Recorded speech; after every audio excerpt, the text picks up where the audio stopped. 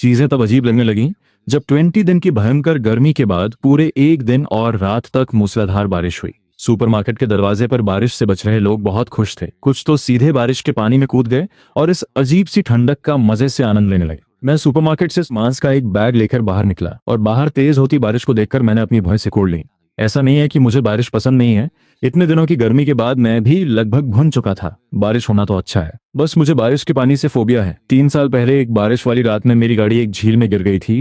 मैं पानी में डूब गया था और लगभग मरने ही वाला था। अगर गाड़ी की खिड़की नहीं टूटती तो मैं जिंदा नहीं बच पाता। उस घटना के बाद से मेरे मन में पानी को लेकर एक गहरा डर बैठ गया, यहाँ तक कि बारिश देखकर भी मेरी रूह कांप जाती है। मैंने अपना फोन निकाला और वेदर रिपोर्ट देखी। आज से टेम्परेचर धीरे धीरे कम होने वाला था। 5 डिग्री की भयंकर गर्मी अब नहीं रहेगी और इसकी जगह 33 डिग्री के आसपास का नॉर्मल टेम्परेचर आ जाएगा। ये एक अच्छी बात थी, लेकिन इसके साथ ही लगातार बारिश होने वाली थी, कभी सुबह तो कभी रात को, और ज्यादातर हल्की या मीडियम बारिश। मैंने एक आह भरी और वापस सुपरमार्केट लौट गया ताकि मैं कुछ सामान स्टोर कर सकूं। इससे पहले जब बहुत गर्मी थी तब मैं ज्यादा सामान स्टोर नहीं किया था, लेकिन अब इस लगातार बारिश की वजह से मेरा बाहर निकलने का कोई मन नहीं था। इसलिए मैंने इतना खाना स्टोर करने का फैसला किया कि मुझे अगले एक हफ्ते तक बाहर न जाना पड़े। 10 packet beef steak, 12 kilo frozen chicken wings, 3 packet dumplings, 4 packet soup balls, ये सब मेरी पसंद की चीजें थी। इसके अलावा मैंने एक बड़ा बैग टमाटर और शकरकंद खरीदा, साथ ही एक पेटी दलिया और एक पेटी इंस्टेंट नूडल्स भी ले लिए। ये सब कम से कम एक हफ्ते तक तो चल ही जाएंगे, और अगर थोड़ा बचाकर खाया तो 1 महीने तक भी काम चल जाएगा।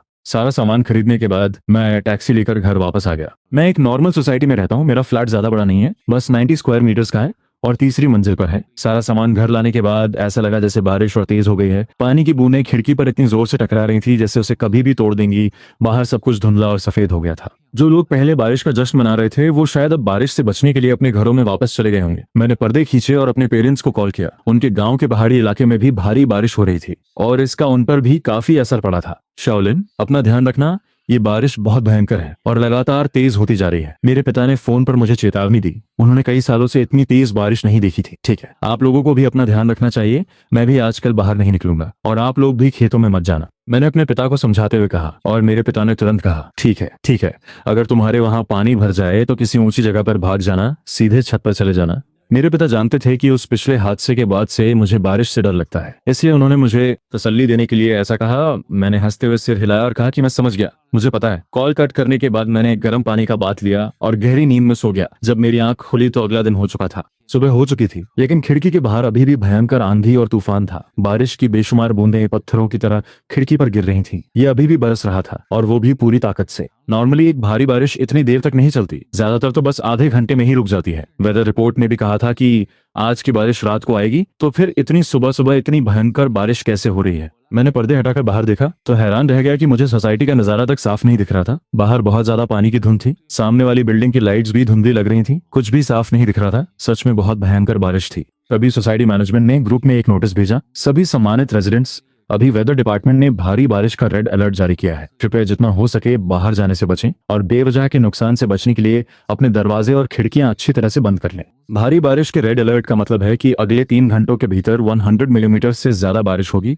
ये बारिश का लेवल बहुत ही खतरनाक है। गवर्नमेंट डिपार्टमेंट्स को पहले से ही इमरजेंसी रेस्क्यू ऑपरेशंस के लिए तैयार रहना होगा और बाहर के सभी काम रोक देने होंगे। ग्रुप में काफी हलचल थी, लेकिन कोई भी डरा हुआ नहीं था। कुछ लोग तो मजाक भी कर रहे थे। कितना अच्छा है ना, कितनी ठंडक है, चलो बारिश में टहलने चलते हैं। सोचकर ही कितना रोमांटिक लगता है। लेकिन जब अगले दिन भी बारिश नहीं रुकी तो रेजिडेंट्स की खुशी गायब हो गई। ये तो हद हो गई थी।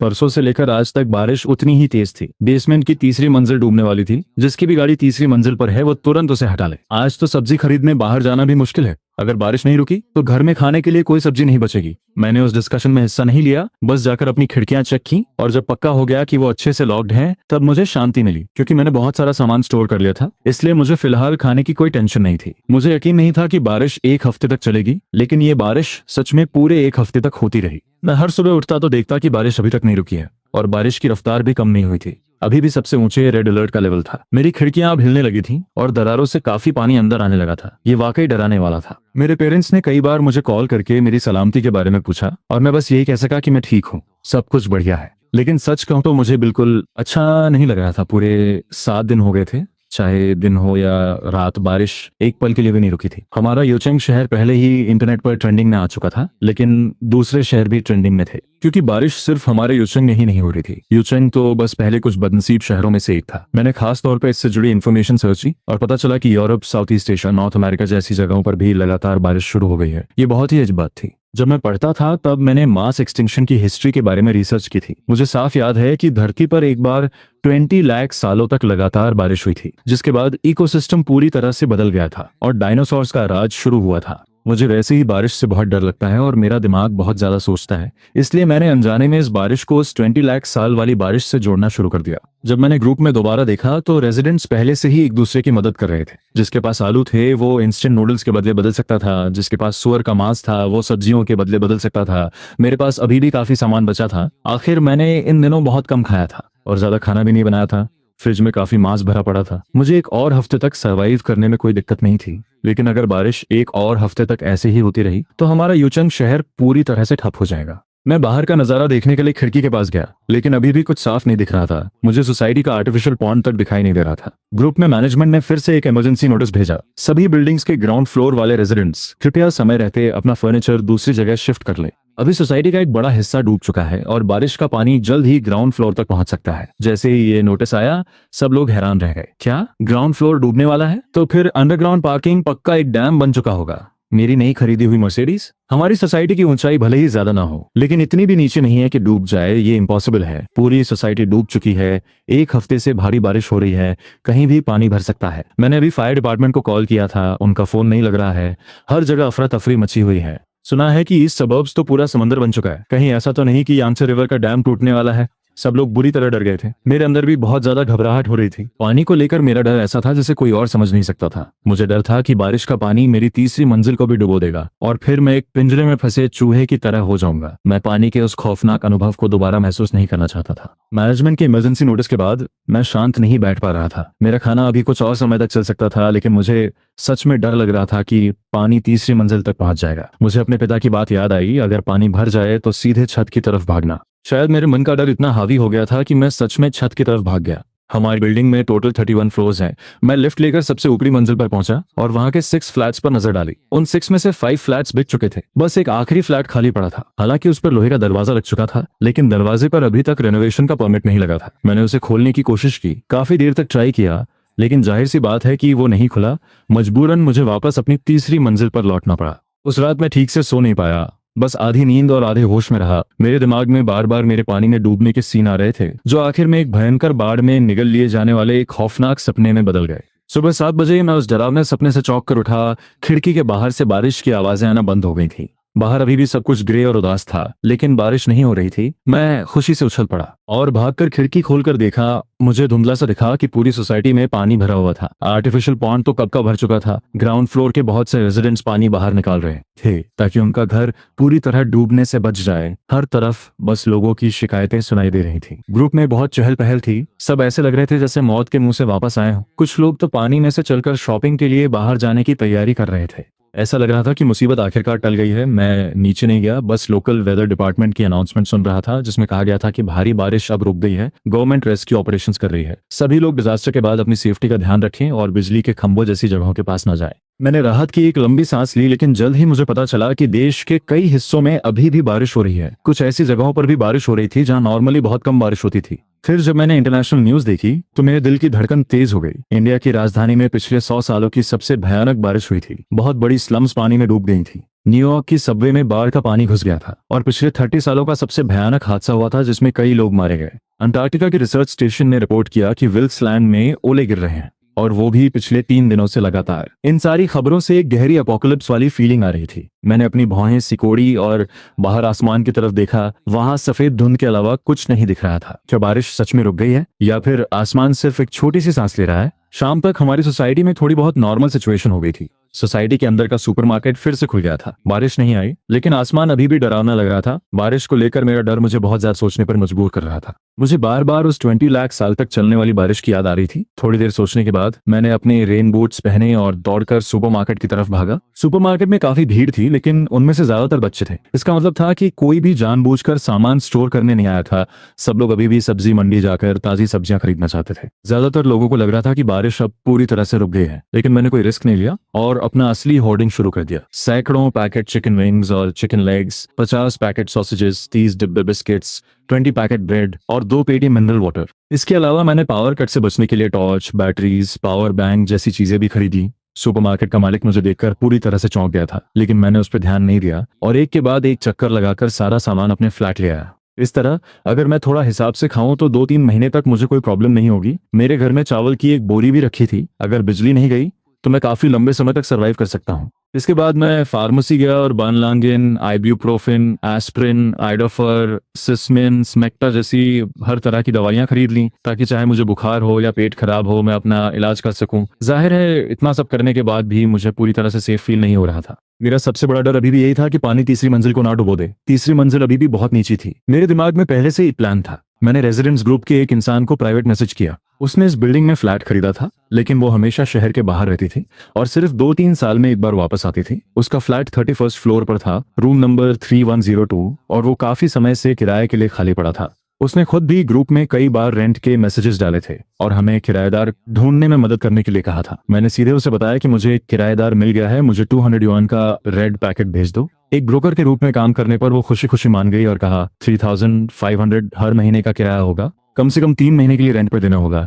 चाबी मैनेजमेंट के जरिए मुझे मिल जाएगी और हम हाथों हाथ पेमेंट कर देंगे। मैनेजमेंट ने सच में एक आदमी को चाबियां देने के लिए मेरे पास भेज दिया। मैंने अपना बेस शिफ्ट करना शुरू कर दिया। मैं बार बार सीढ़ियां चढ़ता और उतरता रहा और अपना सारा सामान 3102 रूम में शिफ्ट कर दिया। रास्ते में मुझे कुछ रेजिडेंट्स मिले। उन्होंने पूछा कि मैं क्या कर रहा हूँ, तो मैंने कह दिया कि मैं ऊपर वाले पड़ोसी को सामान बेचकर पैसे कमाने जा रहा हूँ। तो उन्होंने आगे कुछ नहीं पूछा। चला। आखिरकार रात के 9 बजे मैंने सारा सामान शिफ्ट कर लिया। थकान से लगभग बेहोश होने वाला था, लेकिन फिर भी मैंने हिम्मत करके सारे दरवाजे और खिड़कियां एक बार चेक की, ये कंफर्म करने के लिए कि सब कुछ अच्छे से लॉक हो गया है। इस तरह 31st फ्लोर पर छुपकर और पूरे एक कमरे भर के सप्लाईज के साथ मुझे पूरा सेफ्टी का एहसास हुआ और तब जाकर मैंने राहत की सांस ली। खड़खड़ाहट की आवाज फिर से शुरू हो गई। बारिश की बूंदें कांच की गोलियों की तरह खिड़की पर जोर जोर से टकरा रही थी। मेरा दिल जोर से धड़का। मैंने खिड़की से बाहर देखा और पूरे आसमान में सिर्फ बारिश ही बारिश थी, जैसे किसी शैतान के पंजे धरती की तरफ बढ़ रहे हों। फिर से बारिश होने लगी थी और इस बार का तूफान और भी ज्यादा भयानक था। हालांकि मैं बचने की पूरी तैयारी कर ली थी, लेकिन फिर भी मेरे अंदर डर की एक लहर दौड़ गई।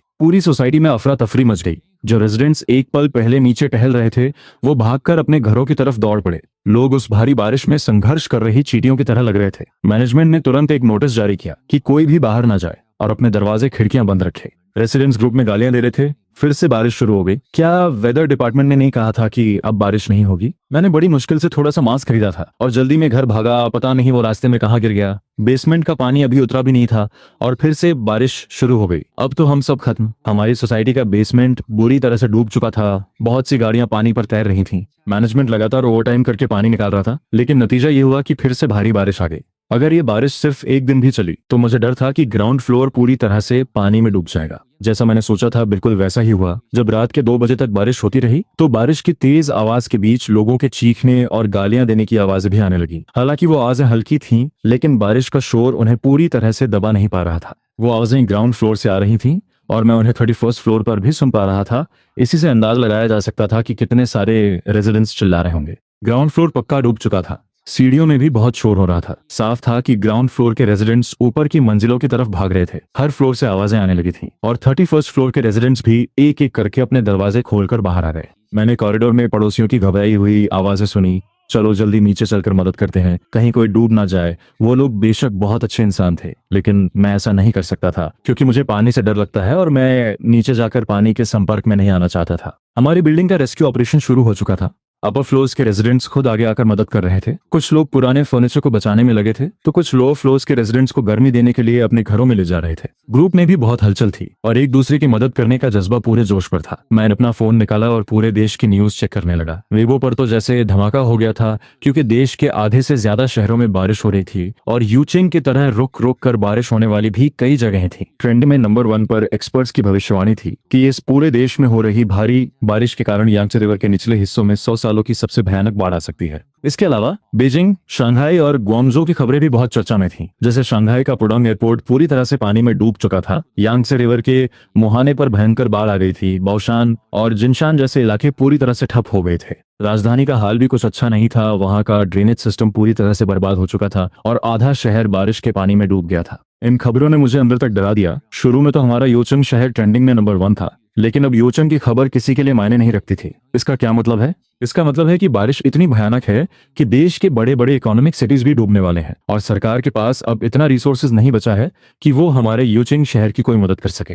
मेरे अंदर खतरे का एहसास बहुत ज्यादा बढ़ गया था, सिर्फ इसलिए नहीं कि मुझे पानी से डर लगता है, बल्कि पूरे देश से आ रही इन खतरनाक खबरों की वजह से। मुझे एक बार फिर उस 20 लाख साल तक चलने वाली बारिश की याद आ गई। अभी जो भारी बारिश हो रही थी वो बिल्कुल भी नॉर्मल नहीं थी। अब इसे किसी आम लॉजिक से नहीं समझाया जा सकता था। यह शायद सच में एक मास एक्सटिंक्शन होने वाला था। मैंने जल्दी से इंटरनेट पर इससे जुड़ी जानकारी ढूंढनी शुरू की। मेरा फोकस 2 बातों पर था। पहला कि अगर बारिश ऐसे ही चलती रही तो क्या होगा, जैसे अगर लगातार 1 महीने, 3 महीने या 1 साल तक बारिश होती रहे। और दूसरा, मैं खुद को कैसे बचा सकता हूँ। बहुत देर तक सर्च करने के बाद भी मुझे खुद को बचाने का कोई डिटेल्ड तरीका नहीं मिला। ऐसा लग रहा था जैसे किसी ऊंची जगह पर छुपने के अलावा और कोई रास्ता नहीं था। और अगर बारिश ऐसे ही चलती रही तो लगभग आधे महीने में पावर सप्लाई बर्बाद हो जाएगी। शायद बिजली और इंटरनेट दोनों कट जाएंगे और अनगिनत लोग नमी की वजह से बीमार पड़ने लगेंगे। लगभग 1 महीने में निचले इलाके पूरी तरह से डूब जाएंगे और हर जगह भयानक बाढ़, लैंडस्लाइड जैसी आपदाएं शुरू हो जाएंगी। 2 महीने बाद छोटी स्केल पर भुखमरी शुरू हो जाएगी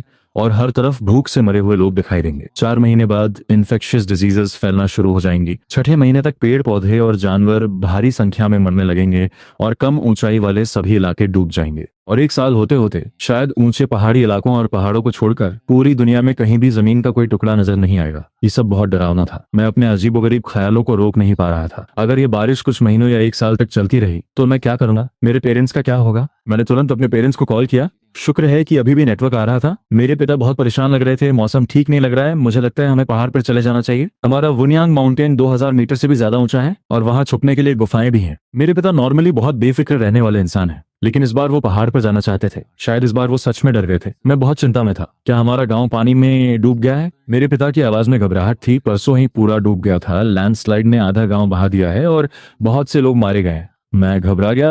आपने मुझे पहले क्यों नहीं बताया? बस इसलिए कि तुम परेशान ना हो जाओ। तुम्हारे वहां भी हालात अच्छे नहीं है। मैंने न्यूज देखी है, तुम्हारे शाओदुको डिस्ट्रिक्ट की बहुत सी सोसाइटीज पानी में डूब गई हैं।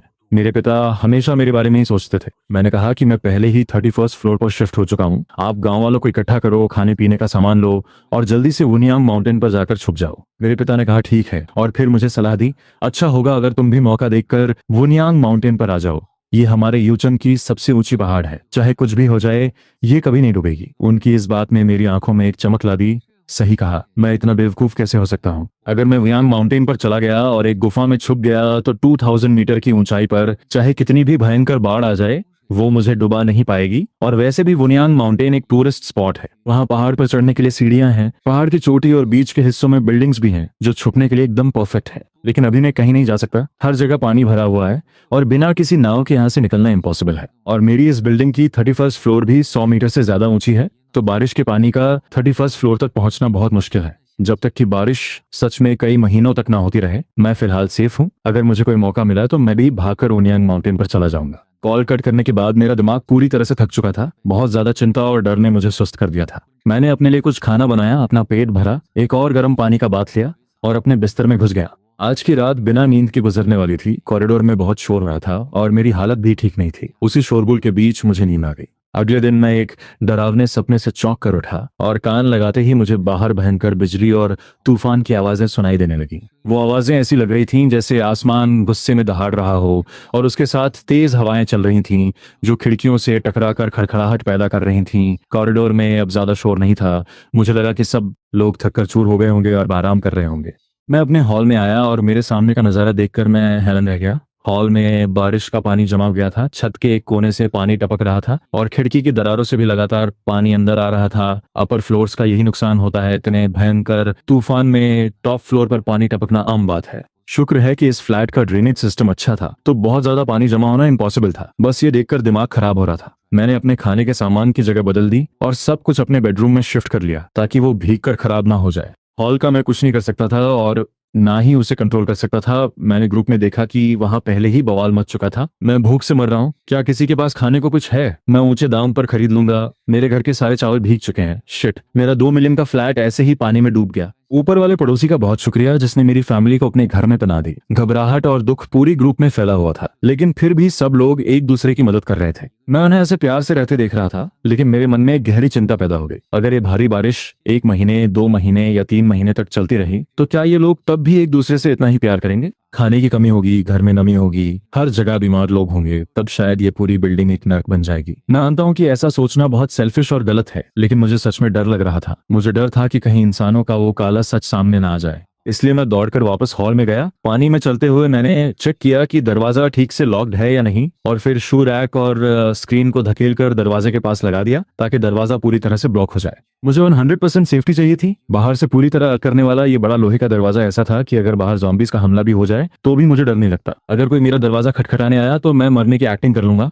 वैसे भी ये फ्लैट हमेशा खाली ही रहता है। लगातार 3 दिनों तक, जब तक बिजली नहीं गई, किसी ने दरवाजा नहीं खटखटाया। हालांकि 31st फ्लोर पर काफी लोग आ चुके थे, लेकिन वो सब दूसरों के घरों में पनाह ले चुके थे और बारिश लगातार तेज होती जा रही थी। अब रेड अलर्ट या ऑरेंज अलर्ट जैसे शब्द इस बारिश को समझाने के लिए काफी नहीं थे। मैनेजमेंट की तरफ से भी कोई खबर नहीं थी। शायद मैनेजमेंट भी पूरी तरह डूब चुका था। मैंने अपना लंच किया ही था कि मुझे दरवाजे के बाहर से लोगों के रोने और चिल्लाने की आवाजें सुनाई दी। 2nd फ्लोर और 3rd फ्लोर पूरी तरह डूब गए हैं। मेरा घर, ये बहुत डरावना है, कोई हमें बचाओ। 4th फ्लोर भी डूबने वाला है। पानी के इस बहाव को देखकर तो लगता है कि शहर के गवर्नमेंट ऑफिसेज भी पक्का डूब चुके होंगे। जब लोग डूबकर मरेंगे तभी शायद कुछ अलर्ट मिलेगा। निराशा का माहौल हर तरफ फैल रहा था। वो बारिश से भी ज्यादा तेजी से फैल रहा था। 3 दिन और बीत गए और इस भारी बारिश को शुरू हुए पूरे आधा महीना हो चुका था। जिस दिन मैं सामान स्टोर करने गया था, बस उस दिन को छोड़कर बाकी पूरे समय बारिश होती रही। मैं अपने बेडरूम में छिपा बैठा था और बाहर जाने की मेरी हिम्मत नहीं हो रही थी। मेरा पूरा हॉल पानी से भर चुका था। ड्रेनेज सिस्टम पूरी तरह से जवाब दे चुका था और बहुत जल्द मेरे बेडरूम में भी पानी भरने वाला था। मैं पावर बैंक से अपना फोन चार्ज कर रहा था और मोबाइल डेटा से इंटरनेट स्क्रॉल कर रहा था। इंटरनेट पर सबसे लेटेस्ट न्यूज यही थी कि पूरे देश में बारिश की वजह से हर जगह के सिस्टम्स ठप पड़ चुके थे। इंटरनेट पर जो भी खबर आ रही थी वो मोस्टली अलग अलग जगहों के नेटिजन्स दे रहे थे। चेंगडू से मदद की पुकार आ रही है, हमारा पूरा बेसिन डूबने वाला है, क्या कोई हमें सुन रहा है? जल्दी जवाब दो। यांगचेंग से रेस्क्यू के लिए पुकार है, क्या कोई एक्शन ले रहा है? प्लीज जल्दी करो, मैं अमेरिका में हूं और बाओतू की सुनामी ने एक्स-सिहाई को पूरी तरह तबाह कर दिया है। क्या मैं एम्बेसी से मदद मांग सकता हूं? क्या कोई है? मैंने मुश्किल से अपना थूक निगला। मेरी उंगलियां कांप रही थी। शायद ये सच में एक मास एक्सटिंक्शन था। अब तक सिचुएशन पूरी तरह से साफ हो चुकी थी। लगातार आधे महीने की इस भयंकर बारिश ने पूरी दुनिया को बर्बादी की कगार पर ला खड़ा किया था और ये तो बस शुरुआत थी। अगर अब बारिश रुक भी जाए तो भी मरने वालों की संख्या मिलियंस में होगी, और अगर ये नहीं रुकी तो वो संख्या और भी तेजी से बढ़ेगी। भुखमरी आने के साथ साथ लाशें सड़ने लगेंगी और इन्फेक्शियस डिजीजेस फैलने लगेंगी। ये सब सोचते हुए मैं लगातार न्यूज देख रहा था, लेकिन अचानक मैंने देखा कि पेज रिफ्रेश नहीं हो रहा है। मेरा दिल बैठ गया। इंटरनेट पूरी तरह से चला गया था। अब बिजली और इंटरनेट दोनों कट चुके थे। हर कोई बस एक सुनसान आइलैंड पर संघर्ष कर रहे बेचारे कीड़े की तरह बनकर रह गया था। तभी अचानक दरवाजे के बाहर से एक जोरदार चीख सुनाई दी। सुनामी, बाढ़ आ गई। कॉरिडोर से लोगों के डर से चिल्लाने की आवाजें आ रही थीं। वो लोग 31st फ्लोर के कॉरिडोर में थे। उनकी पोजीशन से अंदाजा लग रहा था कि वो खिड़की से नॉर्थ की तरफ देख रहे थे। नॉर्थ का इलाका काफी ऊंचा था और वहां ऊंचे पहाड़ और बड़ी नदियां थीं। मैं तुरंत समझ गया कि नॉर्थ में बाढ़ आने की वजह से एक भयानक सुनामी आ रही थी और हमारे शहर की ऊंची बिल्डिंग्स को उस खौफनाक बाढ़ की टक्कर झेलनी पड़ेगी। बाढ़ आ चुकी थी जो ऊंचे नॉर्थ से तेजी से नीचे की तरफ बहते हुए साउथ के शहर में घुस रही थी। मैं कमरे के अंदर से बातों नहीं देख पा रहा था, लेकिन मैं उस भयानक लहरों की आवाज सुन सकता था। वो जोरदार गड़गड़ाहट की आवाज और उसके साथ रास्ते में टूटी इमारतों की आवाज जो दूर से मेरे पास आ रही थी, बिल्कुल किसी एंशिएंट मॉन्स्टर के हमले की तरह लग रही थी, जिसे सुनकर ही मेरे रोंगटे खड़े हो गए। अब सब खत्म हो गया? क्या हमारी बिल्डिंग इस टक्कर से टूट जाएगी? अगर ये टिक भी गई तो भी इसे बहुत भारी नुकसान होगा। इस बाढ़ की तबाही किसी भूकंप से कम नहीं थी। मैं दौड़कर वापस अपने बेडरूम में गया, दरवाजा बंद किया और फिर अपने बेड के नीचे रेंग कर छुप गया। मुझे सिर्फ भूकंप से छुपने का तरीका पता था, मुझे नहीं पता था कि बाढ़ से कैसे बचना है। इसलिए मेरा इंस्टिंक्ट यही था कि मैं बेड के नीचे छुप जाऊं, शायद ये काम कर जाए। अगर पानी की वजह से दीवारें टूट भी गईं तो मेरा बेड मुझे थोड़ा बहुत तो बचा ही लेगा। इसके अलावा मेरे दिमाग में कुछ भी नहीं आ रहा था। मैं बस ये दुआ कर सकता था कि ये बिल्डिंग इस भयानक झटके को सह ले। दरवाजे के बाहर हवाओं और लहरों की आवाज और करीब आती जा रही थी। साथ ही अजीब सी भाग दौड़ और चीख पुकार मच रही थी। नीचे मत रुको, जल्दी करो, 20th फ्लोर से ऊपर ही सेफ्टी है। सुना तुमने? सब लोग ऊपर की तरफ भागो। कमरों में छुपने का कोई फायदा नहीं। रुको मत, जल्दी ऊपर चलो, सीधे टॉप फ्लोर पर भागो। कुछ समझदार लोग घबराकर ऊपर की तरफ भाग रहे थे। इससे ये भी साफ हो गया था कि पानी का लेवल बहुत ज्यादा ऊंचा था। वो नॉर्थ की बाढ़ किसी दुनिया को हिला देने वाली सुनामी से कम नहीं थी। वो अपने रास्ते में आने वाली हर चीज को डुबा देगी और पूरा यूचंग शहर एक बड़े समंदर में बदल जाएगा। उस वक्त हमारी बिल्डिंग सिर्फ 5th फ्लोर तक ही नहीं डूबेगी। जो लोग अभी भी लोअर फ्लोर्स पर रुके थे वो बिना किसी शक की अपनी मौत को दावत दे रहे थे। मैंने अपने दांत भींच लिए, मेरे होंठ कांप रहे थे, मेरे हाथों ने बेड के पैरों को कसकर जकड़ रखा था और मेरे पूरे शरीर से ठंडे पसीने छूट रहे थे। 3 साल पुरानी वो दर्दनाक यादें फिर से मेरे सामने आ गई। वो तूफानी बारिश वाली रात, वो बर्फ जैसा ठंडा झील का पानी और वो टूटते हुए कांच। मुझे तो हेलुसिनेशंस भी होने लगे थे। मेरा दिमाग पूरी तरह से सुन्न पड़ चुका था। तभी एक जोरदार धमाके की आवाज हुई। ऐसा लगा जैसे किसी ने मेरी पीठ पर एक भारी हथौड़ा मार दिया हो। मेरा आधा शरीर फिसलकर आगे की तरफ गया और मेरा सिर सीधे दीवार से जा टकराया। एक पल में ही मुझे तेज चक्कर आने लगा और उसके बाद लगातार कई भयानक धमाकों की आवाजें गूंजने लगीं। हमारी बिल्डिंग समंदर किनारे की किसी चट्टान की तरह बन गई थी जिस पर लहरें एक के बाद एक टकरा रही थीं और उन विशाल लहरों में पीला और गंदा कीचड़ भरा पानी था। टूटी हुई इमारतें और तैरती हुई लाशें बहकर आ रही थीं। कॉरिडोर में मौजूद बहुत से रेजिडेंट्स पानी के उस भयानक रेले में बह गए थे। ना जाने वो कहां जाकर गिरे होंगे। उनकी रफ्तार बहुत धीमी थी। शायद वो नीचे के फ्लोर से सीढ़ियां चढ़कर आ रहे थे और उन्हें किसी और के घर में छुपने का वक्त ही नहीं मिला। अनगिनत चीख पुकार के बीच पूरी बिल्डिंग बुरी तरह से कांपने लगी। मुझे पड़ोस से दीवारों के टूटने की भयानक आवाजें आ रही थीं। बहुत सारी धूल गिर रही थी। अनगिनत दरारें दिखने लगी थीं। मेरे हॉल की छत ऐसा लग रहा था जैसे फटने वाली हो। मैंने कमरे के कोने को कसकर पकड़ लिया और उसी खौफ के बीच मुझे कीचड़ की वो सड़ी हुई बदबू आने लगी। वो भयानक बाढ़ सीधे 31st फ्लोर तक पहुंच चुकी थी। मेरे पूरे फ्लैट में गंदा पीला पानी भर चुका था जिसमें हर तरह की सड़ी हुई चीजों की बदबू आ रही थी। मैंने सोचा अब सब खत्म, इस बार मैं पक्का मारा जाऊंगा। पानी इतना ऊपर तक आ गया, सीधे 31st फ्लोर तक। अब तो मेरा डूबना तय था। लेकिन ऊपर वाला मुझ पर इतना भी बेरहम नहीं था। रुक रुक कर अंदर आ रही लहरों के अलावा कोई बहुत बड़ी जानलेवा लहर अंदर नहीं घुसी। इसका मतलब था कि पानी 31st फ्लोर को पूरी तरह से नहीं डुबो सकता। शायद उसने 20 फ्लोर्स निगल लिए थे और उसकी पूंछ 31st फ्लोर तक आ रही थी। मैंने राहत की एक लंबी सांस ली, लेकिन इससे पहले कि मैं शांत हो पाता, धड़ाम एक जोरदार धमाका हुआ जिसने पूरी बिल्डिंग को हिलाकर रख दिया। मुझे साफ महसूस हुआ कि मेरा शरीर एक तरफ फिसल रहा था। पूरी बिल्डिंग एक तरफ झुक रही थी। इसमें कोई शक नहीं था कि बाढ़ के साथ आई टूटी इमारतों ने हमारी बिल्डिंग के पिलर्स को तोड़ दिया था या फिर बिल्डिंग में एक बड़ा छेद कर दिया था। चाहे जो भी सिचुएशन हो, बिल्डिंग का झुकना ही ये बताने के लिए काफी था कि अब ये सेफ नहीं है। मेरे 31st फ्लोर पर छुपने का कोई फायदा नहीं था क्योंकि बाढ़ देर सवेर इस बिल्डिंग को भी गिरा ही देगी। दर्दनाक चीखें अभी भी नहीं रुकी थी। मुझे पड़ोस के एक पिता और बेटी के चिल्लाने की आवाज आ रही थी। उनकी आवाज में इतनी निराशा थी कि मेरा दिल कांप उठा। मैं अपनी जगह से हिल तक नहीं पा रहा था। मुझे पहले ही पानी से डर लगता था और अब इस भयानक बाढ़ और गिरने वाली बिल्डिंग का सामना करते हुए मेरी हिम्मत पूरी तरह टूट चुकी थी। मैं बस बेड के नीचे एक कायर की तरह सिकुड़ कर रह गया था। मेरे बेडरूम की छत से एक गूंजती हुई आवाज आई, जैसे स्टील और कंक्रीट टूट रहे हों। पक्का बिल्डिंग के झुकने की वजह से छत पर दबाव पड़ रहा था। मेरी किस्मत सच में बहुत खराब थी। मेरे सिर के ऊपर की छत फटने वाली थी। अगले ही पल क्रैक की आवाज आई और कुछ पत्थर के टुकड़े नीचे गिरे। टूटने की आवाजें अब और भी तेज होने लगी थी। जिंदगी और मौत के इस पल में मेरे अंदर आखिरकार थोड़ी सी हिम्मत आई। मुझे यहाँ से निकलना ही होगा। मैं अब और छुपकर नहीं रह सकता। अगर पूरी छत नीचे गिर गई तो मैं यहीं फंस कर रह जाऊंगा और शायद तुरंत मारा भी जाऊं। मैंने अपनी कांपती हुई कलाई पर दांत गड़ाए और पागलों की तरह बाहर की तरफ भागा। मेरा सारा सामान बेडरूम में था, लेकिन इस वक्त मैं सिर्फ 2 सूटकेसेस पकड़कर बाहर रेंगने में कामयाब हो पाया। जैसे ही मैं कमरे से बाहर निकला, बेडरूम की पूरी छत नीचे गिर पड़ी और एक बहुत बड़ा छेद बन गया जिसमें से बारिश का पानी तेजी से अंदर आने लगा और वो बेड भी पूरी तरह पिचक गया था। मेरे दिल की धड़कनें तेज थीं। मैं जमीन पर रेंगते हुए हॉल की तरफ गया और देखा कि हॉल के एक कोने की छत भी टूट चुकी थी। तेज बारिश का पानी पीले और गंदे बाढ़ के पानी के साथ मिलकर पूरे हॉल को एक कचरा घर बना चुका था। बस एक ही अच्छी बात थी कि वो बड़ा लोहे का दरवाजा अभी तक नहीं टूटा था। पानी की लहरें सिर्फ दरवाजे की दरारों से अंदर आ रही थीं और बाढ़ 31st फ्लोर तक पूरी तरह नहीं पहुंच पाई थी। मैं लोअर फ्लोर के रेजिडेंट से कहीं ज्यादा सेफ था। मैंने अपनी पूरी ताकत लगाई और किचन के दरवाजे तक रेंगते हुए पहुंचा और दीवार के सहारे बैठ गया। मैं ऊपर से नीचे तक पूरी तरह भीग चुका था। मेरी आंखों के सामने धुंधलापन था और मेरी नाक में सड़ी हुई बदबू भरी थी। मैंने उन 2 बचे खुचे सूटकेसेस को कसकर पकड़ा हुआ था। यही वो इकलौता सामान था जिसे मैं बचा पाया था। एक सूटकेस में नॉर्मल खाने पीने का सामान था और दूसरे में कुछ जरूरी दवाइयां। क्रैक, पता नहीं कहां से आई एक टूटने की आवाज ने बाढ़ की गड़गड़ाहट को चीर दिया और बिल्डिंग थोड़ी और झुक गई। छत टूट रही थी। अब मेरे फर्नीचर का क्या होगा? कुछ नहीं हो सकता। मैं एक मरते हुए इंसान की तरह अपने सूटकेसेस घसीटता रहा और छत पर नजर टिकाए रखा।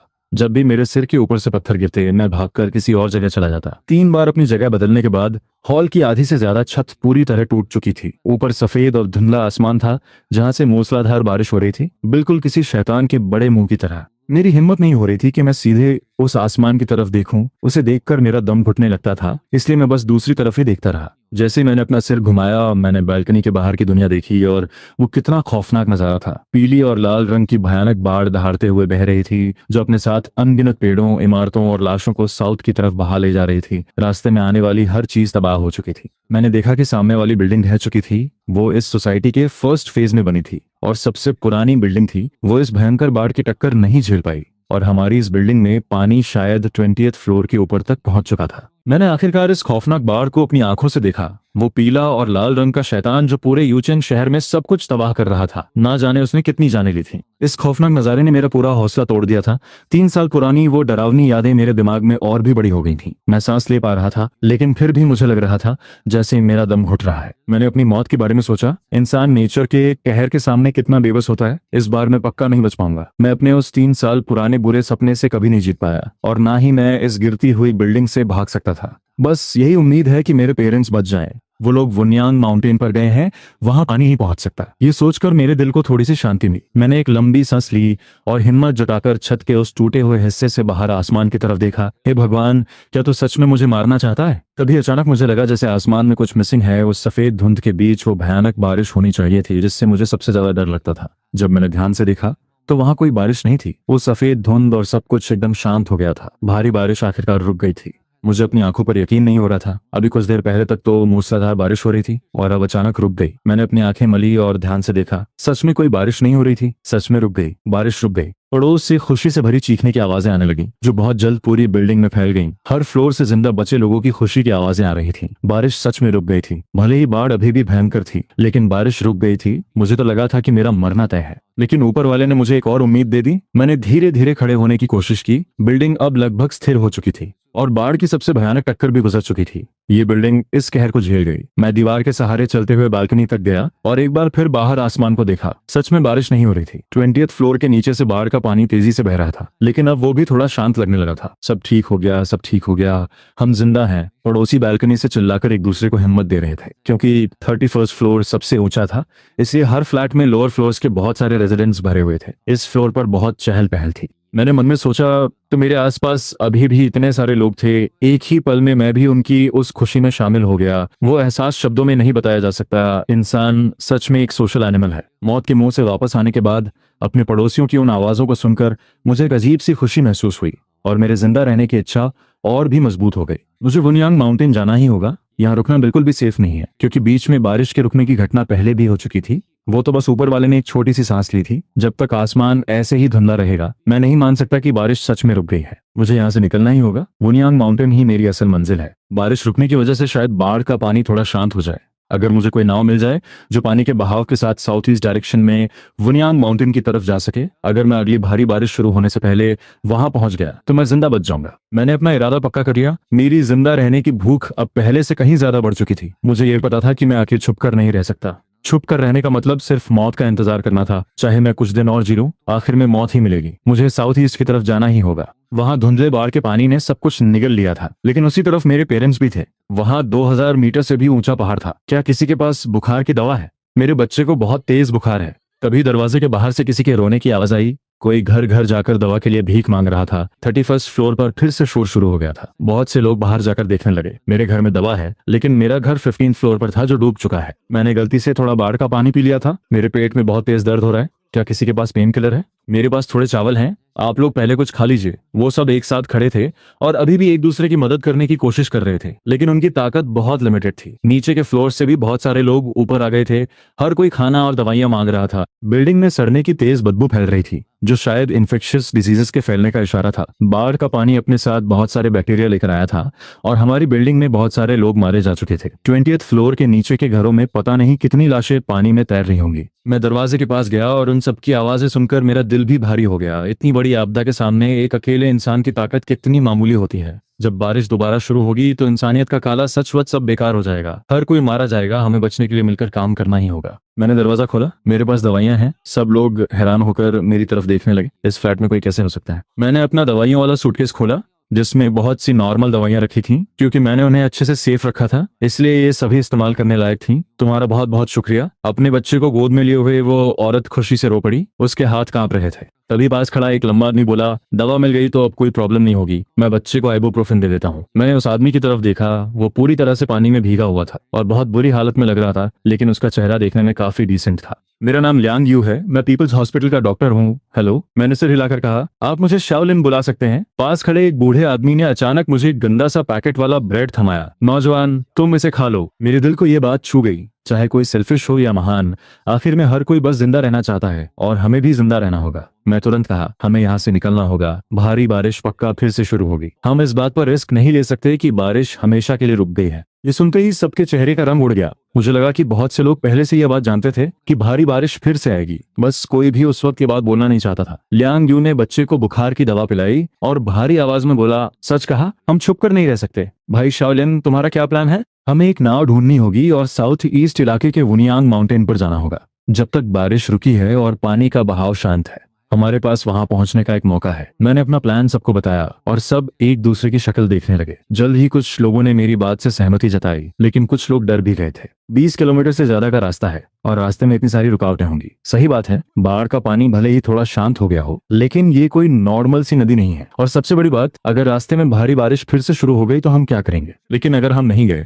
और यहीं रुके रहे तो हम पक्का मारे जाएंगे। हमें अभी इसी वक्त निकलना होगा। हमारी बिल्डिंग पहले ही झुक चुकी है, बस एक और भारी बारिश होगी, पानी का बहाव तेज होगा और ये बिल्डिंग पक्का गिर जाएगी। लियांग यू ने भी मेरी बात का सपोर्ट करते हुए कहा, हाँ शाओलिन सही कह रहा है, और ऊपर से हमारे पास खाने को कुछ नहीं है। अगर हम इस बिल्डिंग में छुपे भी रहे तो आखिर में भूख से तड़प तड़प कर मर जाएंगे। उससे अच्छा है कि हम एक रिस्क लें। लियांग यू ने बात एकदम साफ कर दी। कमाल है, उसका प्लान भी मेरे जैसा ही था। सब लोग एक दूसरे को देखकर सोचने लगे। तभी जुड़वा भाइयों की एक जोड़ी आगे आई। हम वाटर स्पोर्ट्स एथलीट्स हैं, अगर हमें कोई नाव मिल जाए तो हम दोनों उसे चला सकते हैं। ये सुनकर सब लोग बहुत खुश हुए, जैसे उनके अंदर एकदम से कॉन्फिडेंस आ गया हो। अब बस एक ही प्रॉब्लम बची थी और वो थी नाव। तभी चश्मा पहने हुए एक आदमी ने अपना आइडिया दिया। जालिम के ऊपरी हिस्से में बहुत से नाविक हैं और बहुत सी मछुआरों की नावें हैं। बाढ़ उसी तरफ से आई है तो लॉजिकली कुछ नावें बहकर इधर भी आनी चाहिए। चलो हम बिल्डिंग के नॉर्थ साइड में चलकर देखते हैं कि क्या हम कोई नाव पकड़ सकते हैं। हाँ, लाओ माओ नाविकों के साथ काम करता था। अगर उसने ऐसा कहा है तो नाव पक्का मिलेगी। किसी ने इस लाओ माओ को पहचान लिया था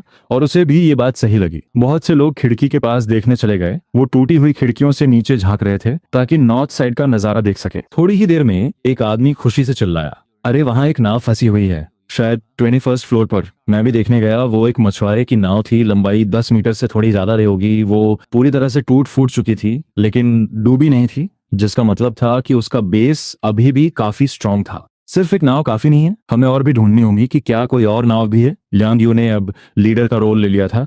उसने औरतों, बुजुर्गों और बच्चों को 31st फ्लोर पर छुपने के लिए कहा और जवानों से कहा कि वो उसके साथ नीचे चलें। हमें नाव को किसी चीज से बांधना होगा और उसकी थोड़ी मरम्मत करनी होगी। 10 से ज्यादा जवान तैयार होकर लियांग यू के साथ नीचे चले गए।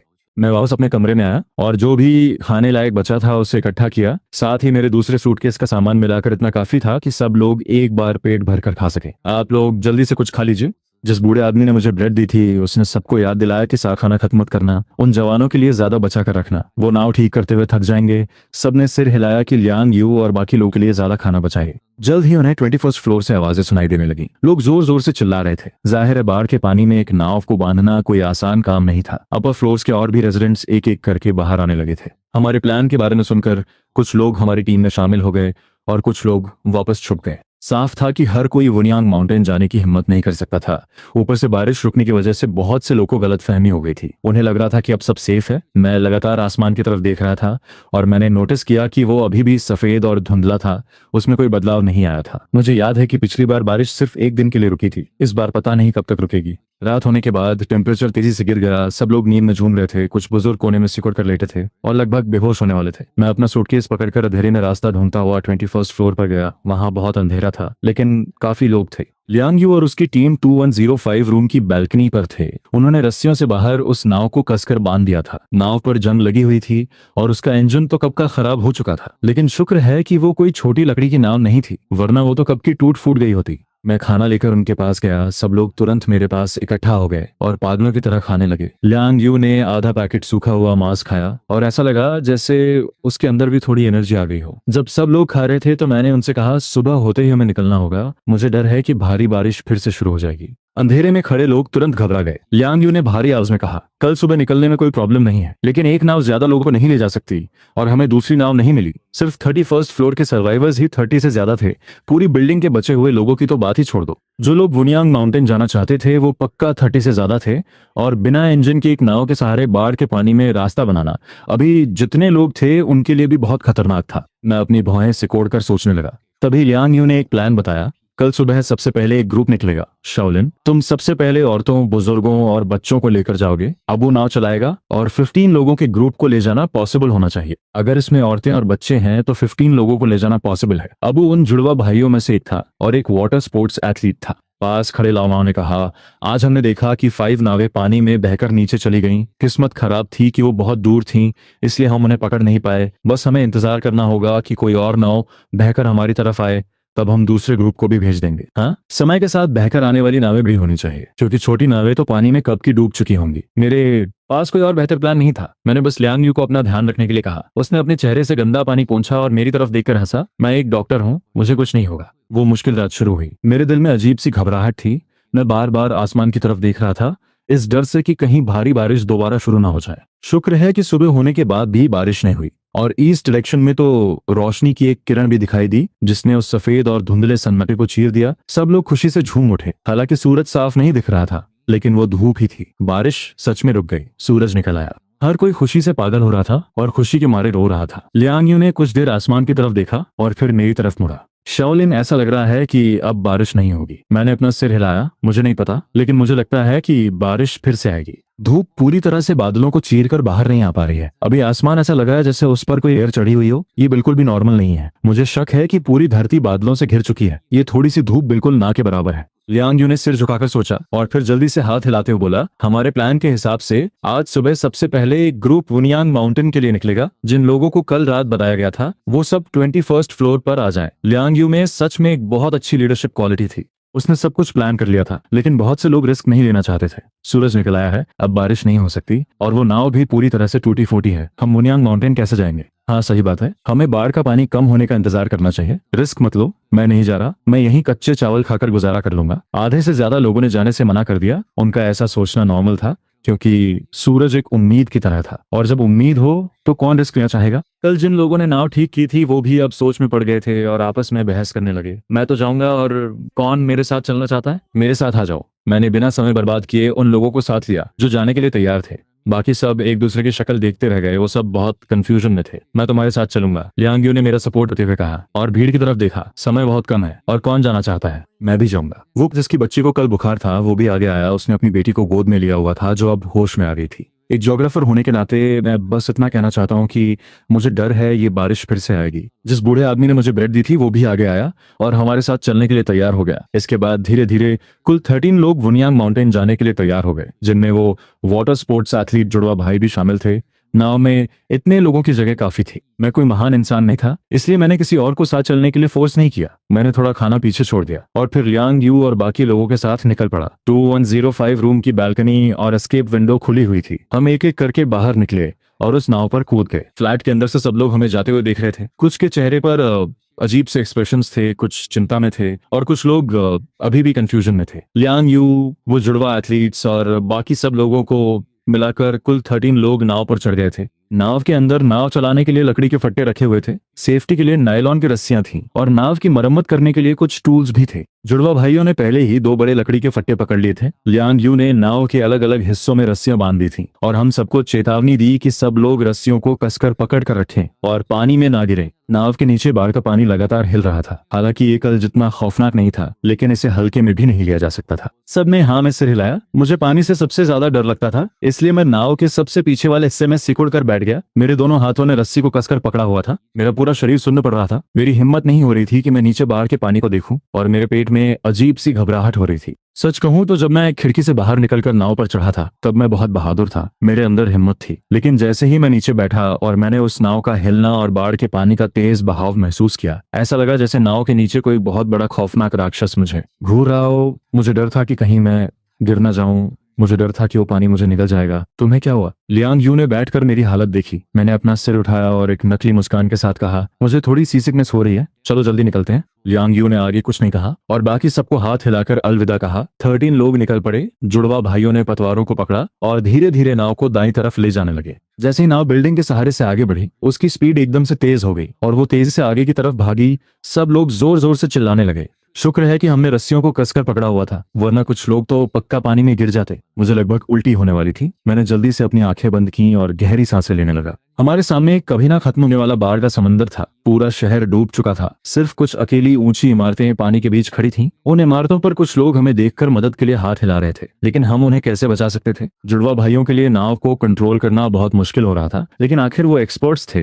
तो कम से कम उन्होंने नाव को पलटने नहीं दिया। अबू नाव के आगे खड़ा सामने की तरफ देख रहा था और बोला, साउथ ईस्ट डायरेक्शन में एक नदी का रास्ता है। अगर हम बस उस नदी में घुस गए तो हम आराम से वनियांग माउंटेन के इलाके तक पहुंच जाएंगे। सब लोग टेंशन में भी थे और एक्साइटेड भी। जिन लोगों में ताकत थी वो नाव चलाने में मदद कर रहे थे, और जिनमें ताकत नहीं थी वो रस्सी को कसकर पकड़े हुए थे और जुड़वा भाइयों को रास्ता देखने में मदद कर रहे थे ताकि नाव किसी बिल्डिंग से ना टकरा जाए। लियांग यू मेरे पास खड़ा मुझे रिलैक्स होने का इशारा कर रहा था, लेकिन किस्मत खराब थी। नाव अचानक किसी चीज से टकरा गई और एकदम से एक तरफ झुक गई। एक बड़ी सी लहर ने मुझे पूरी तरह से भिगो दिया और मैंने तुरंत उल्टी कर दी। लियांग यू ने जल्दी से मेरा हाथ पकड़ लिया। उसे डर था कि कहीं मैं नाव से नीचे ना गिर जाऊं। अबू ने जोर से चिल्लाकर सबको याद दिलाया, कसकर बैठे रहो, शहर में बहुत सारी इमारतें हैं, नाव का एकदम नॉर्मल चलना इम्पॉसिबल है। जैसा उसने कहा था वैसा ही हुआ। पूरे रास्ते हमारी नाव कई बार हिचकोले खाती रही और हम नाव पलटने से बाल बाल बचे। शुक्र है कि नाव काफी स्ट्रांग थी। खतरे के बाद भी हम सेफ रहे और 20 किलोमीटर का वो रास्ता इसी तरह धीरे धीरे कम होता गया। आखिरकार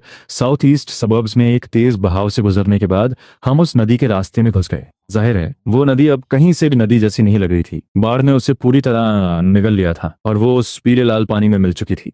अबू खुशी से पागल हो गया। अब हम काफी सेफ हैं। मुझे लगता है कि आधे घंटे में हम वुनियांग माउंटेन पहुंच जाएंगे। हमें यहाँ तक पहुंचने में लगभग 2 घंटे लग गए थे। बस आधे घंटे की और मेहनत और हम कामयाब हो जाएंगे।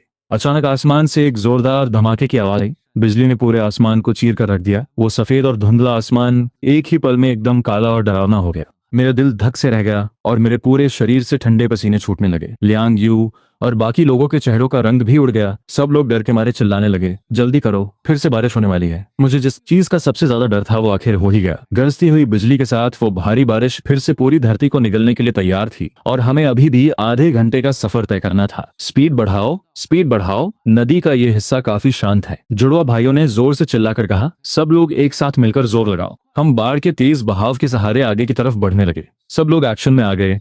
लकड़ी के फट्टे पकड़कर ऐसे नाव चला रहे थे जैसे ड्रैगन बोट रेस चल रही हो। मैं शुक्रगुजार था कि हमारे पास 2 वाटर स्पोर्ट्स एथलीट्स थे, वरना हम जैसे नॉर्मल लोग तो नाव को हिला भी नहीं पाते। नाव के पीछे एक और भयंकर बिजली कड़की और सिर्फ एक ही पल में मूसलाधार बारिश शुरू हो गई। ये बारिश दूर से पास नहीं आ रही थी, बल्कि इसने एक ही झटके में पूरी दुनिया को अपने कब्जे में ले लिया था। बारिश इतनी तेज थी कि हम अपनी आंखें तक नहीं खोल पा रहे थे और हमारे लिए काम करना बहुत मुश्किल हो रहा था। लियांग यू नाव चलाते हुए सबको हिम्मत दे रहा था। डरो मत, जल्दी करो, हाथ मत रोको, अभी तक बड़ी लहर नहीं आई है। बड़ी लहर से उसका मतलब उस पहाड़ से आने वाली दूसरी भयानक बाढ़ से था। हमारी नाव के नीचे का पानी उतना खतरनाक नहीं था। असली खतरा तो हमारे पीछे से आने वाली वो दूसरी बड़ी बाढ़ थी। मैं नाव के पीछे वाले हिस्से पर पूरी ताकत से पानी पीछे धकेल रहा था और साथ ही अपनी आंखें फाड़कर नॉर्थ डायरेक्शन में देख रहा था। उस धुंधले आसमान को वो पीला लाल पानी अपनी तरफ खींच रहा था और बीच में ना खत्म होने वाली बारिश थी। मैं ठीक से कुछ भी नहीं देख पा रहा था, लेकिन 10 मिनट बाद मुझे नॉर्थ से एक बहुत ही खौफनाक आवाज सुनाई दी। वो आवाज बाढ़ के उस भयंकर तूफान की थी। मैंने चिल्लाकर कहा, वो लहर आ रही है, जल्दी करो। सब लोग पागलों की तरह नाव चलाने लगे। नाव के आगे बैठा अबू जोर से चिल्लाया, वुनियांग माउंटेन बस आने ही वाला है, बस 15 मिनट और हिम्मत रखो। उसकी इस बात ने सच में हम सबके अंदर एक नई जान डाल दी थी। मेरे अंदर भी एकदम से नई ताकत आ गई थी। 3 मिनट बाद वो बाढ़ की खौफनाक आवाज हमारे करीब आ गई। हमारी नाव बुरी तरह से हिलने लगी। पानी के कंपन यहाँ तक पहुंच गए थे और अब नाव को कंट्रोल करना बहुत मुश्किल हो गया था। 3 मिनट और बीतने के बाद मैंने उस धुंधले आसमान में एक विशाल पीले ड्रैगन को देखा। वो नजारा कितना खौफनाक था। पूरी होराइजन पीली हो चुकी थी, जो यूचंग के नॉर्थ से तेजी से नीचे की तरफ आ रही थी। वो लहर पिछली बार से कहीं ज्यादा बड़ी और ऊंची थी। इस बार की लहर पक्का 31st फ्लोर को भी निकल जाएगी। मुझे डर था कि अब इस पूरे शहर में कोई जिंदा नहीं बचेगा और अगर उस लहर ने हमें पकड़ लिया तो एक ही झटके में हमारे शरीर के चीथड़े उड़ जाएंगे। हे भगवान, सब खत्म। बाकी लोगों ने भी उस भयानक लहर को देख लिया था और डर के मारे वो सब सुन्न पड़ गए। किसी में नाव चलाने की ताकत नहीं बची थी। लियांग यू का चेहरा पीला पड़ चुका था। उसने चिल्लाकर कहा, हिम्मत मत हारो, जल्दी करो, अभी भी कुछ लोग नाव चला रहे हैं। जुड़वा भाइयों ने तो अपना सिर भी ऊपर नहीं उठाया, वो अपनी पूरी ताकत लगाकर बस नाव चलाने में लगे थे। मेरा वो पुराना डर मेरे अंदर हावी हो रहा था, ये बाढ़ मुझे निकल जाएगी। ये सब लोग तुम्हारे साथ यहाँ आए हैं, हिम्मत रखो। मेरी आत्मा कांप उठी। मैंने अपनी जीभ को इतनी जोर से काटा कि मेरे पूरे मुंह में खून भर गया। मुझे हिलना होगा, जल्दी नाव चलाओ। लहर को यहाँ पहुंचने में कम से कम 10 मिनट लगेंगे, मेरा विश्वास करो। मैंने झूठ बोला। सच तो यह था कि वो लहर ज्यादा से ज्यादा 5 मिनट में यहाँ पहुंचने वाली थी और हमारा मरना तय था। मुझे उस ठंडी बर्फीली झील से बच निकलने का अपना वो पुराना सीन याद आया। उस वक्त भी मुझे लगा था कि मैं पक्का मर जाऊंगा, लेकिन क्या मैं जिंदा नहीं बचा था? मुझे मौत के मुंह से वापस आने पर यकीन रखना चाहिए, न कि अपने उस बुरे सपने में फंस कर रह जाना चाहिए। हिम्मत मत हारो, कोई भी हार नहीं मानेगा, मेरी बात पर यकीन करो। पीछे से वो जोरदार धमाकों की आवाज लगातार हमारे करीब आ रही थी। होराइजन से सब कुछ तबाह करते हुए 10 मीटर ऊंची वो पानी की लहर दहाड़ते हुए आ रही थी। जमीन और आसमान के बीच सिर्फ वही एक आवाज गूंज रही थी, वो इमारतों को चकनाचूर करते हुए तेजी से हमारी तरफ आ रही थी। और हमारी नाव की स्पीड भी धीमी हो गई थी क्योंकि पानी बहुत जोर से हिल रहा था। 5 मिनट तो छोड़ो, अगर सच में हमारे पास 10 मिनट भी होते तब भी शायद हम बचकर नहीं निकल पाते। जुड़वा भाइयों ने पीछे मुड़कर मेरी तरफ देखा। उनके चेहरों पर खौफ था। वो समझ चुके थे कि अब सब खत्म होने वाला है। लियांग यू अचानक जोर से चिल्लाया, नाव, एक बड़ी नाव। हमारे सामने एक बहुत बड़ी नाव लहरों को चीरती हुई आ रही थी। वो नाव पूरे 30 मीटर लंबी थी। वो भयंकर लहरों का सीना चीरते हुए आ रही थी और उसके इंजन का प्रोपेलर उस बाढ़ के पानी को चीर रहा था। मैं खुशी से पागल हो गया। क्या मरने से पहले मुझे हेलुसिनेशंस हो रहे थे? ऐसे हालात में सच में एक नाव लहरों के खिलाफ आ रही थी। शाओलिन, ये शाओलिन है। उस नाव के आगे खड़े एक बूढ़े आदमी ने लोहे की जंजीर पकड़े हुए हमारी तरफ चिल्लाकर कहा। उसका चेहरा धुंधला सा दिख रहा था क्योंकि बारिश बहुत तेज थी। मेरा पूरा शरीर कांप उठा और मैं दौड़कर नाव के आगे वाले हिस्से पर गया। उस बड़ी नाव पर मौजूद 10 से ज्यादा लोग चिल्लाने लगे, जाल फेंको, इन्हें ऊपर खींचो और जल्दी से नाव मोड़ो। साफ था कि उन्होंने भी पीछे से आ रही उस खौफनाक लहर को देख लिया था और वो भी बहुत डर गए थे। एक बहुत बड़ा मछुआरों का जाल फेंका गया जिसने हम सबको कवर कर लिया। सब लोग जाल को कसकर पकड़ लो। लियांग यू भी बहुत खुश था। हम सब ने जाल को कसकर पकड़ा और उन लोगों ने हमें खींचकर नाव पर ले लिया। उसी पल नाव भी मुड़ चुकी थी और अपनी फुल स्पीड में पानी के बहाव के साथ तेजी से भागने लगी। मेरे कानों में सिर्फ हवा और बारिश की आवाजें गूंज रही थी। ऐसा लग रहा था जैसे मैं मौत के दरवाजे से गुजर रहा हूँ। नाविक ने जोर से चिल्लाकर कहा, तैयार हो जाओ, हम उनियांग माउंटेन के रोपवे पर पहुंचने वाले हैं। सब लोग लिफ्ट प्लेटफॉर्म पर कूद जाना, ऊपर बैठे लोग हमें खींच लेंगे। इसी बीच उनियांग माउंटेन हमारे बिल्कुल सामने आ गया था। वो 2000 मीटर से ज्यादा ऊंचा था। पहाड़ का निचला हिस्सा पानी में डूबा हुआ था। शायद पानी 10 मीटर ऊपर तक आ गया था और पहाड़ के बीच बने रोपवे को एक मैनुअल रोपवे में बदल दिया गया था। पहाड़ के बीच खाली जगह पर बहुत सारे लोग खड़े होकर हमारी तरफ चिल्ला रहे थे। वो नाव तेजी से आकर पहाड़ के किनारे से टकराई। एक लिफ्ट प्लेटफॉर्म नीचे आया जिसे जंजीरों से बांधा गया था और वो एक बार में 10 से ज्यादा लोगों का वजन उठा सकता था। नाविक तेजी से कूदकर लिफ्ट प्लेटफॉर्म पर चढ़ गए। मैं भी उस पर कूद गया। किसी ने जोर से चिल्लाकर कहा, कोई धक्का मुक्की मत करो, कहीं प्लेटफॉर्म पलट न जाए। प्लेटफॉर्म तेजी से ऊपर उठने लगा। पहाड़ पर मौजूद लोग पूरी ताकत से हमें ऊपर खींच रहे थे। मैंने अपना सिर घुमाकर नॉर्थ की तरफ देखा। वो खौफनाक लहर हमारे बिल्कुल करीब आ चुकी थी। शायद सिर्फ 100 मीटर का फासला बचा था। मुझे उस गंदे पानी की सड़ी हुई बदबू आ रही थी और मेरे पूरे चेहरे पर बारिश की तेज बूंदें चुभ रही थी। हम पहाड़ पर कूद गए। लिफ्ट प्लेटफॉर्म फिर से नीचे गया और बाकी बचे लोग उस पर कूद गए और जोर से चिल्लाए, जल्दी खींचो। गड़गड़ाहट। वो लहर अब बस कुछ 1000 मीटर ही दूर थी। मुझे अपनी सांसों में मौत की गंध महसूस हो रही थी। मैं जंजीर खींचने में मदद करने लगा। मैंने देखा लियांग यू लिफ्ट प्लेटफॉर्म पर एक बच्चे को गले लगाए हुए था। पहाड़ पर मौजूद हर एक इंसान पूरी ताकत लगा रहा था। दर्जनों लोगों ने मिलकर उस प्लेटफॉर्म को ऊपर खींच लिया। धड़ाम। उस विशाल वुनियांग माउंटेन में एक जबरदस्त कंपन हुआ। वो खौफनाक लहर पहाड़ से टकरा गई। वो नाव वहीं चकनाचूर हो गई। अनगिनत सीढ़ियां पानी में बह गईं और 100 मीटर से ज्यादा का इलाका पानी में डूब गया। मैं बुरी तरह हांफ रहा था। मेरी नजरें लियांग यू से मिली। उसने अपने पसीने को पोंछा, पीछे मुड़कर नीचे आए खौफनाक बाढ़ को देखा और फिर मेरी तरफ देखकर जोर से हंसा। मेरी तो जान ही निकल गई थी। बाप रे बाप। मैंने भी हंसते हुए उसे एक मुक्का मारा। तो मतलब तुम्हें भी डर लगता है? मौत के मुंह से बचकर हम आखिरकार वुनियांग माउंटेन पर पहुंच गए थे। पहाड़ का बीच का हिस्सा ही 1000 मीटर ऊंचा था और अभी बाढ़ ने सिर्फ 100 मीटर का हिस्सा डुबाया था। हम पूरी तरह सेफ थे।